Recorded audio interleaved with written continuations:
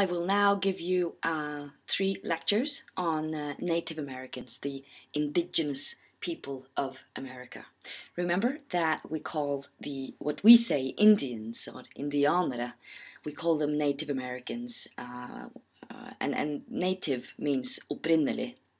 So Native Americans is the word we use for Indianere. And the word indigenous is a word that you should learn. Indigenous means urfolk, opprinnelig folk. Okay, let us study Native American culture. And I will give you a short lecture on Native American life before the white Europeans came and conquered land and culture. The first natives who came to America, they crossed the Bering Strait from Asia more than 20,000 years ago. And here you can see a map showing the Bering Strait up in the left corner. Also here I show you a picture that illustrates where they came and where they crossed. Now, here is also a map that shows all the tribes of the Indian nation. And as I said, this was before the white Europeans came. And you can see that the different tribes were spread out all through the country. Now, let us study a bit the differences and the similarities between the different Native American tribes. Some tribes, they differed greatly. Some were fishermen, some nomad hunters, some peaceful, while others were warriors. Some lived in teepees, the Native American tents, and others that lived in houses. I will show you a few pictures in a minute that illustrates this. Their skin color also varied a lot, and just as they had different means of survival, they also had different customs, languages, and cultures. And this is a picture that just illustrates the difference in how they use feathers, for example.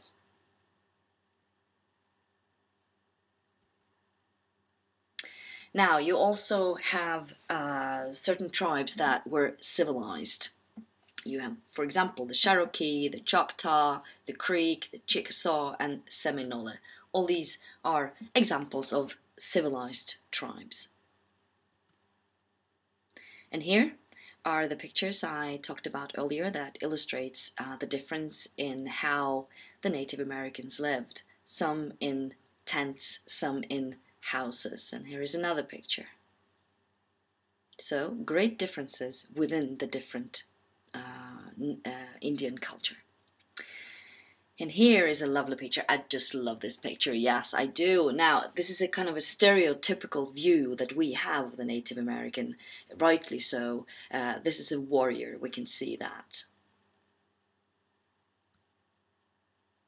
And another picture of Indian culture, like the Indian paradise, where it is a peaceful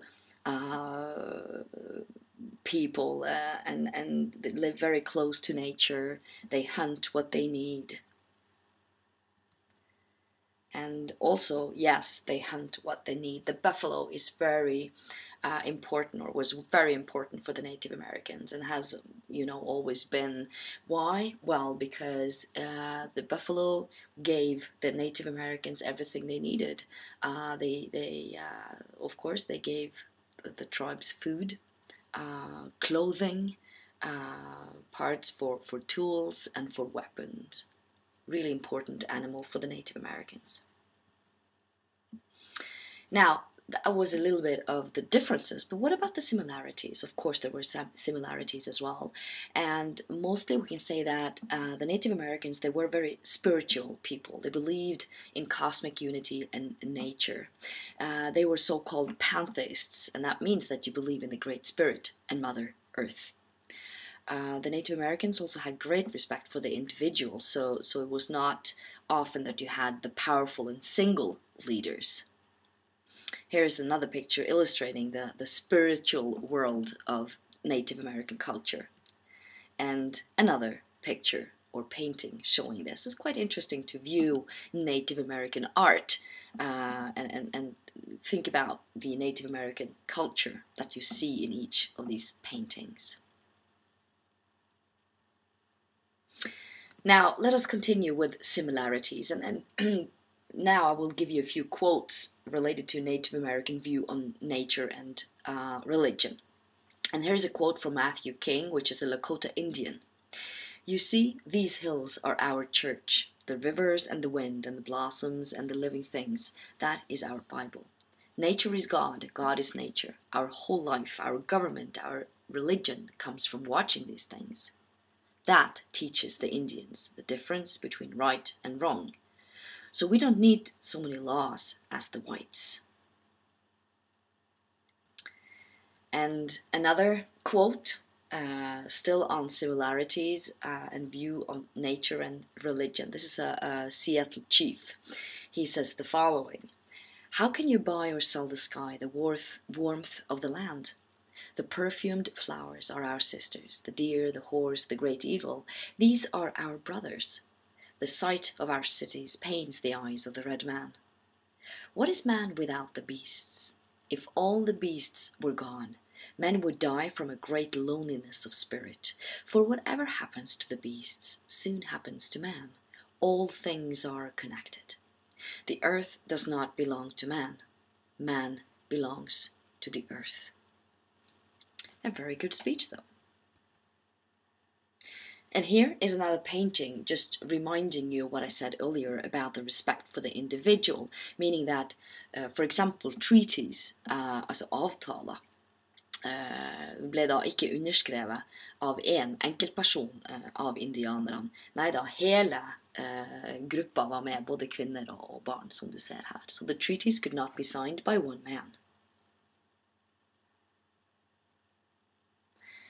So that was a little bit on Native American culture before the whites.